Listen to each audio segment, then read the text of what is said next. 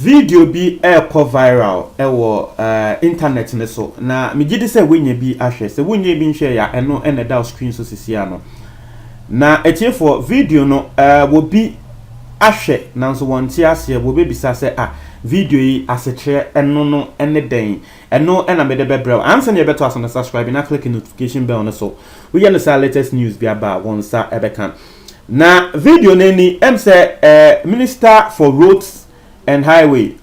Minister washe ekwan ene nyama so no ne buafu ye na de ese ye ne se airport area bi mu beebi asebe ewo se ye de ye ekwan ena broni bi wo 6 years 22 story building o se den wo bi nim se story building yi wo mu de be ye hotel o so mu de be ye den o wa fa asase na ma wasan so abefa asase na ewo kwan ne so just wa fa half of the road ena sa building na wo mu si no yesi schools bi ben omo wo ti area ho no omo abomoden akọ authorities ne ho aye se nkrofo building na wo mu besi wa ha ha adwen students o school ho tese tete wo mo 22 story building bebi aye besi no ama traffic esi wo because wa beji half of the road na seven prediasa wo mbu ade a no besi dan a no waje kwan bebi a ewo se ka afa ye question so wo mu si no wo mu nya Ghana for ye si wo mu free India and I say endra video no echo viral Minister of Roads or call ho when the national security for the police for ebufuo wo kasa ye order say ye arrest contractors no na no kre ye che contractors no ye mpanyifo na Ghana for nia energy ye but there's one thing about that particular video I me say personally me anje but me the bebre later na say sad video no nkofu bebre ebo minister na baso wo share media outlet wo bi abo minister wo share comment wo bi aka say yes onipe bi bo me hu say yes this is the MPP we voted for the entire one no o campaign ma MPP no ene say enyama bi say da bi empene ma enyama bi say enkoso nti a lot of people ebo minister na baso say wa ya de na we ena Kennedy Japan so ede ne voice abeka ho na etiefo asema Kennedy Japan no kan wo say Kennedy Japan no some minister we yo Kennedy Japan pan na downfall na asema Kennedy Japan kan and say we no there he had knowledge of this already because wakosra minister no endra enyumre say endra na asem this wakosra minister no endra echi enyumre minister ne ka check Kennedy Japan say wo ko hu minister wonu onu minister ne ka check Kennedy Japan say wo ko hu president abo president amane na we bi say ena ekoso ewo airport ho na the next day what the national security and the police for beko ho na wakoche sankrofo no na won ti ase se Ghana ye betena se ama bibisa akoso but one thing and say sebe emrofofo no enya se wo mankasa ede omo pe omo sorry ya no mbesi sa ade no e wo se wo se wo si dan ya e wo se wo ko hu assembly eje permit ni nyama yesusu se wo mekotia adamade ama wo mo a e wo se ye mo sa pe omo e se omo sa permit no because one Ghana mutumi nkwaje ekwan eye aban dia mutumi nkwaje ekwan ensi edan wo so na wo obi a wonye Ghana ni a residential area like airport utumi koye BBC nti Kennedy Japan there wa bo minister na baso pa se minister na ya de now for the point where I actually want to talk about this baby America say something actually happened that many anje minister ne call now order for the arrest of the foreigners no yes police for at the handcuff go foreigners no woman say chi and I yachi omo the video I saw no me say foreigners ni yachi be ye 3 or say 4 mbrofo 4 from Kennedy Japan kan me na me fi say wo mo ye nkrofo bia wo mo free Turkey but from insama Kennedy Japan e dey abeto jakra just nkrofo wo mo ye India 4 na the na minister ne ka eka and the Sankofu we move to me film Chrome emba because Ghana ni to me come Chrome enko yes ade no obviously it had na mobile Ghana mobile BBC the part of the video I wasn't happy about minister no or order for the arrest of the laborers no woma ye chi workers embrofofo na say be ejuma ne ye omode no won say embrofofo ne de ejuma ne ye omudi o but woma fa Ghana fo say be womo ye laborers a womo esi dan no that is Ghana for ye ti omo ka daily na wo order say yenchi embrofofo no wasan so order say yenchi laborers no and the police for organize ye esanso chi laborers na omo ye adwuma omo ya kponkpo carry cement ni nyama na omo ye adwuma wo ho no so ye chi omo Ghana fo no. That's the only part I'm not happy about, because Ghana ni bia we bia wo tifie ya friend say wo no won be ye adwuma sebi won to me ko bisa broni ni say dan we amu si sebi mu wo permit na obviously nim say Ghana ni no to me ko bisa no inti Ghana ni chimni ni de wo no nim say wo broni no wanya permit wo no nim say bia de obroni ni ye na eye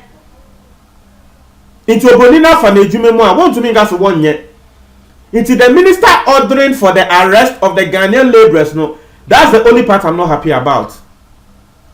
Because seven prayers are yen these laborers, omo yengrophobia sebe, nanko wojuma bia, nanko omejino also wobeye construction work. Wono dia ebia woye juma ema contractor bi. Ena contractor na friend say monko ase monko ye juma. Munya munim. Say o boss ka say ye juma, eno dey want me question no. Say boss, nkrofo wo mo wo pepper so. Untumi. Akwa say ebia, wo si wo tan. Na wa frame Mason say won be si dan ma Mason ne ba oni ho kwan say wo be bisa say dan na wo si no wa je permit ana munti asem ni yo Mason ne ba won tumi bi Mason ne be bisa sa akra wo kra wo fe djuma ne ma no wo be ka say di wo fi asem e fa ho say asase na mi si dan ne so no wo so no ma je permit e fa ho wo kra wo fe djuma ne ma no wo de djuma ne be ma obi foforo. Into the laborers there, I feel say they had no hand in this decision. Say you acquired half of the road. ABC 22-story building. The laborers had no hand in it. Into minister no other say anti laborers then count. That's the only part I'm not happy about. Something like this, it told the bia na politicians anka sample eshashase. Say you person ye arrest ya. Indeed, who arrested contractor no one. Who we are arrested. Nipa na wo ma kwan no. The authority wo wa asase ne so wo ma kwan se won si dan e wo ho no hwehwemu na arrest yo mo obekwa kohwe na politician bi ka etechi hwehwemu na arrest sa politician nso na the common floor members laborers are no dey ya friend keke se won be adwuma na by day won gi ne sika nko ne de. No, the person has no hand in that decision. Adwuma na wo ye minim sa na me kan mo ti ase dia. So yes, that's the only part about the video I'm not happy about. But I think say what the minister has actually done is a big thing, especially in a country like Ghana. Because foreigners eba Ghana, they say womo emrano womo fanya hwe. Now so woko ne man so a etiefo. Ekrowe Singapore. Yes eho ya bane like eho no uwe kromo no ya bane se mo obian enwe eye chewing gum. Uwe chewing gum aye betumi achi watum.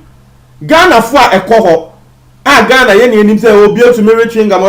no de atali bibia se ne nyama no eho ya bane Ghana ni koho no wote se ya bane chewing gum ho a. Ube se odi su pepepe.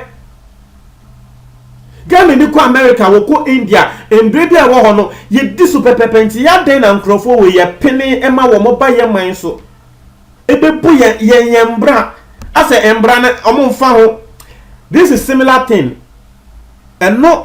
similar issue ama and the gutafo ene Nigeria for kun gidigidi e wo Ghana market esi wo so ame asanso si e wo cycle na nyama a wo mo ko close Nigeria for bi shops because Ghana mra etre se wonye Ghana ni a eni kwan se wo deal in retail business. Now so when we call these big markets are we be who say foreigners Nigeria for ne nyama Lebanese ne nyama no they are dealing in retail businesses. And now we be a show mo to the extent say and it had to take guta violence and tokwa esie and some ye close down Nigeria for the shop. It will close down Nigeria ni shopper. Wonu woni membra no wonu hu ne say normal because we beto say ne nkrofo ye into onu nso esua wonim Ghana mbra ne say eni kwan say woton san nyama no into ube so wonu nso ne wo ko but Ghana mbra ewom ati ase the way we allow people to come to this country to disrespect us no it is so not good. Na minister ne ye be bona baso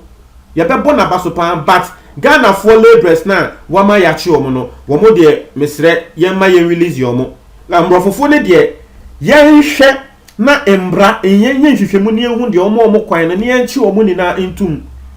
obroni no sɛ ne amekan no akoye sɛ embrofofo eba Ghana ha say a slave trade ekɔɔso no yes ye de be hye brofofo no say slave trade no omo na ma ekɔɔso wo mo be kye ye nkrofo kɔtɔn ye but metumi atrɛw sɛ embrofofo no ene sɛ wo mo ba Ghana na trɛ sɛ wo mo be kye ye yo eye Ghana fo bi nso ene ye ton Ghana fo ema embrofofo no embrofofo no wo mo de wo mo aba